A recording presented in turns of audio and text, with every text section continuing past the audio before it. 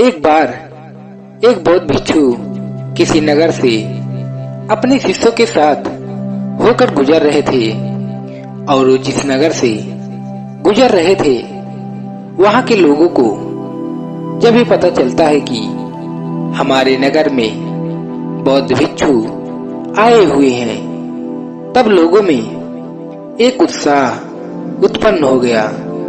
लोग उनसे मिलना चाहते थे, लोग उनकी सेवा करना चाहते थे, क्योंकि उन बौद्ध भिक्षु का उस नगर में बहुत सम्मान हुआ करता था। लोग उनको बहुत मानते थे, लोग उनके प्रवचन को बहुत ही ध्यान से सुना करते थे, उनकी बातों का अमल किया करते थे, उनके द्वारा बताए गए उपदेशों को माना करते थे, उन्हें अपने जीवन में उतारा करते थे। इसलिए जब उन गांव वालों को पता चलता है कि वो महान बौद्ध भिक्षु हमारे गांव में प्रस्थान कर रहे हैं, तो लोग उन बौद्ध भिक्षु से मिलने के लिए दौड़ दौड़ कर उनके पास आ पहुंचते हैं और उनको सभी गांव वाले मिलकर प्रणाम करते हैं और उनकी सेवा भी करते हैं, क्योंकि उस समय बौद्ध भिक्षुओं का बहुत आदर हुआ करता था, बहुत सम्मान हुआ करता था। वो जहां भी जाया करते थे उनका बहुत ही आदर हुआ करता था। वैसे उस नगर के लोग भी उनका बहुत सम्मान करते हैं। उसी नगर के पास एक वेश्या भी रहा करती थी, जो उन बौद्ध भिक्षु के बारे में पहले से ही बहुत कुछ सुना था कि उन बौद्ध भिक्षु के शरण में जो भी जाता है उनका उद्धार अवश्य हो जाता है। और ये सब कुछ सुनकर वो वेश्या भी उन महान बौद्ध भिक्षु से मिलने के लिए उनके पास आ पहुंचती है और उसने उन बौद्ध भिक्षु को प्रणाम किया और प्रणाम करने के बाद वह उन बौद्ध भिक्षु को देखती ही रह जाती है और फिर उसने उन बौद्ध भिक्षु के चरणों में गिर जाती है और उनके पैर को पकड़ लेती है और उन बौद्ध भिक्षु से कहती है कि हे महात्मा, मैं एक वेश्या हूँ और यह सब जानकर मेरे द्वार पर कोई नहीं आता।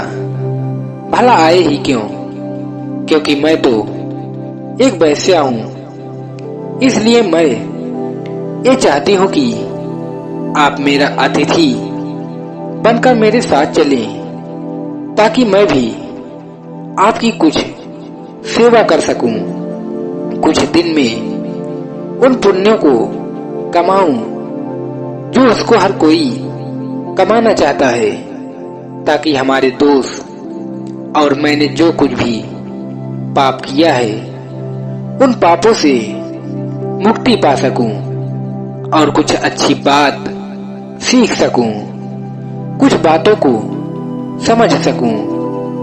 क्योंकि वो वेश्या उन गौतम बुद्ध से ये सब बातें इसलिए करती है क्योंकि वो वेश्या उन बौद्ध भिक्षु पर आसक्त थी।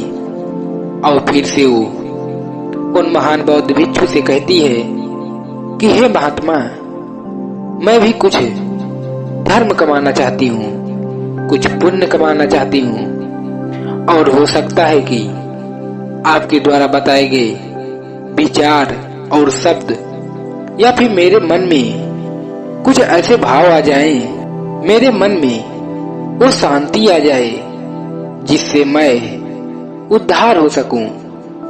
और ये सब सारी बातें उन महान बौद्ध भिक्षु से कहती है और फिर वो बौद्ध भिक्षु कुछ कह पाते, कुछ उस वेश्या को बोल पाते कि उससे पहले उस नगर के सभी लोग उस वेश्या की सारी बातें सुन रहे होते हैं और फिर ये सब सुनने के बाद उस नगर के सभी लोग उस वेश्या से कहते हैं कि ये तुम क्या कह रही हो? एक बौद्ध भिक्षु तुम्हारे यहाँ कैसे जा सकता है?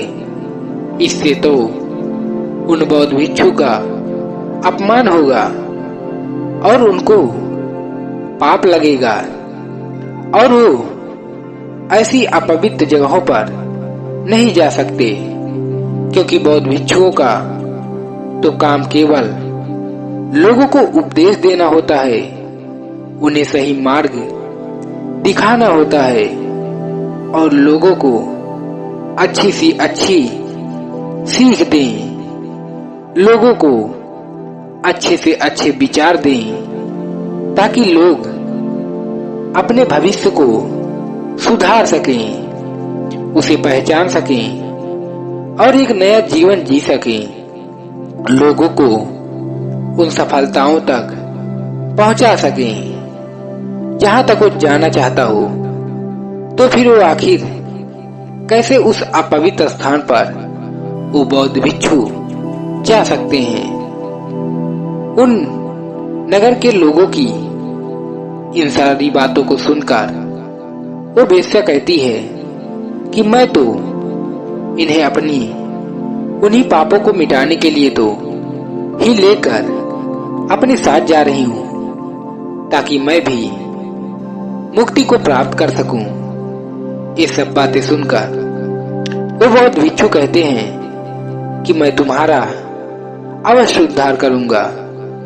तभी वो बौद्ध भिक्षु सभी उन शिष्यों में से एक शिष्य को अपने पास बुलाते हैं और उस शिष्य से कहते हैं कि हे शिष्य, जाओ तुम उस वेश्या का उद्धार करो।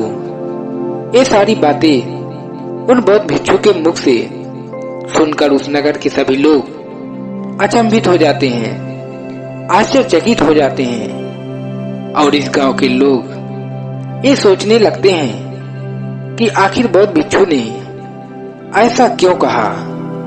तभी उस नगर के सेठ ने बौद्ध भिक्षु की ये सारी बातें सुनकर वह सेठ बोल पड़ता है कि महात्मा, ये पापी है, आप मेरे साथ चलिए, इसके यहाँ आपको जाने के लायक नहीं है। वह एक अपवित्र स्थान है जहाँ लोग कभी जाना नहीं चाहते। तब तो आप एक महात्मा हैं, आखिर वहाँ आप कैसे जा सकते हैं? वहाँ तो केवल पाप होता है, उसके सिवा और कुछ नहीं होता। ये सब सारी बातें सुनकर वो वेश्या उन सेठ से बोल पड़ती है कि हे महात्मा, इस नगर के वो सभी अमीर लोग यहाँ आते हैं और सभी लोग मेरे पास आ भी चुके हैं, यानी फिर इस नगर के वो सारे अमीर लोग पापी हैं। और वह वेश्या उस सेठ से कहती है कि सेठ, आप भी तो मेरे पास आ चुके हो, यानी फिर आप भी पापी हो। आखिर आप कैसे उस पाप से मुक्त हो? तुम भी पापी हो। और यदि ये बौद्ध भिक्षु मेरा उद्धार करना चाहते हैं तो आखिर आपको क्यों तकलीफ हो रही है? क्यों आपके मन में ईर्ष्या उत्पन्न हो रही है? वैसे तो आपको इस बात के लिए ईर्ष्या होनी नहीं चाहिए, क्योंकि आप भी तो पापी हो। और ये सब सारी बातें उस वेश्या के मुख से सुनकर वह सेठ चुप हो जाता है। उसके मुख से एक भी शब्द नहीं निकल पाता। एक शांति से चुपचाप खड़ा हो जाता है और वह शिष्य अपने गुरु की आज्ञा पाकर उस वेश्या के साथ चला जाता है। और कुछ दिन बीत जाने के बाद और फिर कुछ महीनों बाद जब वह उस वेश्या के साथ अपने गुरु के पास वापस लौटता है तो उन बौद्ध भिक्षु के अन्य शिष्य उस शिष्य को देखकर आपस में कहते हैं कि देखा संगत का असर, और फिर वो आपस में कहते हैं कि आखिरकार इस बेस्या ने उस पर अपना जादू चला ही दिया, उसे अपवित्र कर ही दिया और उसे पापी बना ही दिया, और अच्छे भले भिक्षु को उसने बर्बाद कर दिया, उसे चरित्रहीन कर दिया, और वह अपनी सभी सांसारिक भावनाओं को भूल गया होगा। और जो गुरुजी ने उसे शिक्षा दी थी, ज्ञान दिया था, उसे अच्छे अच्छे विचार बताए थे और अच्छे अच्छे उपदेश दिए थे, शायद अब वह भूल चुका होगा। जो विचार उसे सफल बनाते हैं, उसे सफलता की तरफ ले जाते हैं और उन ऊंचाइयों तक पहुंचाते हैं, अब वह इन सारी बातों को भूल चुका होगा, क्योंकि संगत का असर होता ही ऐसा है। जैसे लोगों की संगत पकड़ोगे वैसा ही बन जाओगे, वैसा ही सफलता को प्राप्त करोगे। इसलिए महान लोगों ने कहा है कि जैसी संगत वैसा असर। यदि आप अच्छे लोगों के साथ रहोगे और अच्छे लोगों का नकल करोगे तो आप जीवन में अवश्य सफल होंगे। क्योंकि दोस्तों, नकल करना है तो उनकी करो जो आपको सफलता की तरफ ले जाएं, उन कामयाबी को दिला सकें। नकल करना कोई खराब चीज नहीं, हाँ, लेकिन अच्छे चीजों का नकल करें। और आप अगर यहीं पर बुरे लोगों के साथ चलेंगे, बुरे लोगों के साथ रहेंगे, तो आप उन सफलता को हासिल नहीं कर पाओगे। शायद आप जो चाहते हैं, इसलिए आप हमेशा अच्छों की नकल करें, क्योंकि वो हमेशा सफलता की ओर ले जाएगा। और वो सभी शिष्य ये सब कहकर कहते हैं कि शायद वह अब विवाह की अनुमति लेने आया होगा। लेकिन वहीं पर वो बौद्ध भिक्षु अपने शिष्य को देखकर मुस्कुरा रहे थे। और जब वह शिष्य अपने गुरु के पास पहुंचा तो वह अपने गुरु जी को प्रणाम करता है और कहता है कि हे गुरुवर, मैंने इस बेस्या का उद्धार कर दिया। अब ये एक पवित्र औरत बन चुकी है। यह एकदम शुद्ध पवित्र आत्मा बन चुकी है। अतः आप इसे भी अपना शिष्य स्वीकार करें, इसे अपना शिष्य बनाएं।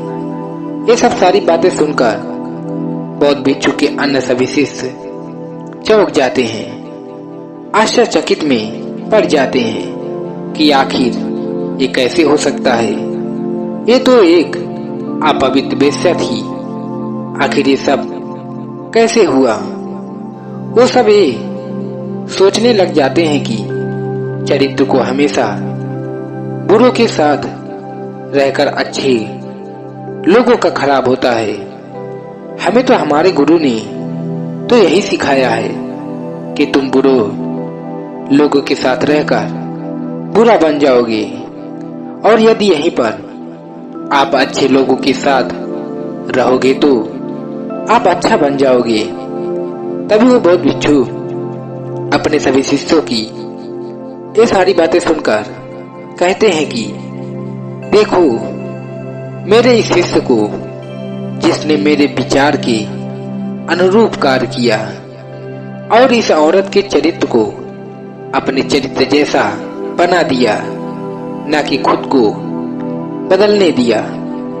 ठीक उसी प्रकार जैसा कि कीचड़ में कमल खिलता है लेकिन कीचड़ जैसा नहीं होता, तभी वो फिर बौद्ध भिक्षु अपने शिष्य से कहते हैं कि पहले अपने विचार को बदलो। यदि आपके मन में बुरे विचार आते हैं तो अपने संगति को बदलिए, अपने उन विचारों को बदलिए और अच्छे लोगों का साथ अपने आप को डालने की कोशिश कीजिए। जैसा आप अपने मन में बुरे विचारों का स्वागत करते हैं, वैसे ही अच्छे विचारों को भी अपने अंदर लाने की कोशिश कीजिए, ना कि उन विचारों के आने का विरोध करें। जैसे ही आप अच्छे विचारों के लिए अपने मन के दरवाजे को खोल देते हैं तो ठीक उसी प्रकार आप एक अच्छा इंसान बन जाते हैं। तो दोस्तों, उम्मीद है कि आज की ये वीडियो आप लोगों को जरूर पसंद आई होगी। तो वीडियो को लाइक और अपने दोस्तों के साथ शेयर जरूर करिएगा और हमें ऐसे ही सपोर्ट करने के लिए चैनल को सब्सक्राइब और घंटी बटन को जरूर दबा दीजिएगा। तो चलिए मिलते हैं ऐसी ही किसी और कहानी में। तब तक के लिए अपना ख्याल रखें। धन्यवाद।